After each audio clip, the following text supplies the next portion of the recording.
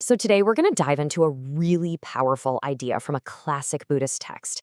It's all about a practice that helps us cut through all that noise in our heads, to help us find a real, genuine sense of inner peace. And it's called wise consideration. Okay, let me start by asking you something we can probably all relate to. Does your mind ever just feel tangled up? Like you're caught in these loops of confusion or worry or just frustration? Well, that feeling of being mentally bound is a totally universal human experience, and it's the exact problem that our source material takes on head on. And according to this sutra, this feeling of being trapped isn't some personal feeling. It's a condition that comes from our own mental habits. The text calls these things delusive discrimination and unreal afflictive bonds. So think of it like this. We get trapped not by reality itself, but by the stories we tell ourselves about reality and how tightly we cling to those stories. Right, so before we can even think about finding a way out, we first have to understand the trap itself. So let's start by looking at why our minds get so tangled up in the first place. Here's the core diagnosis from the sutra, and it's a big one. The world outside of us isn't the direct cause of our suffering. The real issue is internal. It's what the text calls delusive discrimination. Our habit of slapping labels on everything, like good, bad, I want this, I hate that. And then there are inverted attachments, where we desperately cling to things that are, by their very nature, always changing. Okay, so if that's the problem, then what's the solution? Well, the text gives us the path of the bodhisattva, and it's presented not as some far-off, unattainable ideal, but as a really practical model for our own journey out of this self-imposed prison. And this whole path is built on a practice called Dhyana Paramita. The best way to think of it is like a training ground, a gym for your mind. It's all about perfecting meditative concentration to build a mind that's clear, stable, and calm. A mind that becomes the perfect instrument for seeing reality as it is, without all the usual distortions. Now, within this broader practice, there's a very specific and incredibly powerful tool. And honestly, this is the heart of what we're talking about today. So let's get into the key that unlocks this whole thing: wise consideration. So what does that actually mean? Well, wise consideration isn't just about thinking positive thoughts or anything like that. It's a precise mental discipline. It's the practice of looking at everything, our thoughts, our feelings, the world out there, and seeing them as they actually are, without adding all those extra layers of judgment and distortion we usually pile on top. And the sutra is really clear that this kind of insight doesn't just pop into your head out of nowhere. It needs two conditions. First, you've got to hear the principles from a reliable source. You have to learn the map, so to speak. But just hearing it isn't enough. The second part is that you have to apply that knowledge through your own internal reflection.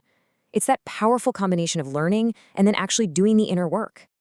Okay, so this is all great in theory, right? But how does it actually translate into a practice? How do we shift from our normal, habitual, distorted view to this kind of clear, wise observation? Well, luckily for us, the text gives some very specific instructions. So this is basically the how-to guide. The practice is about looking at your experience through these different lenses. For example, instead of seeing an emotion like anger as the solid, permanent thing, you observe that it is by nature ceasing. You just watch it come and go. Or you observe that all phenomena are ultimately empty, which means they don't really have a fixed, independent identity all on their own. Each one of these points of view is a tool you can use to gently take apart the false reality our minds build around everything.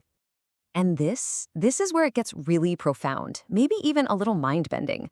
As you practice this kind of observation, something remarkable starts to happen.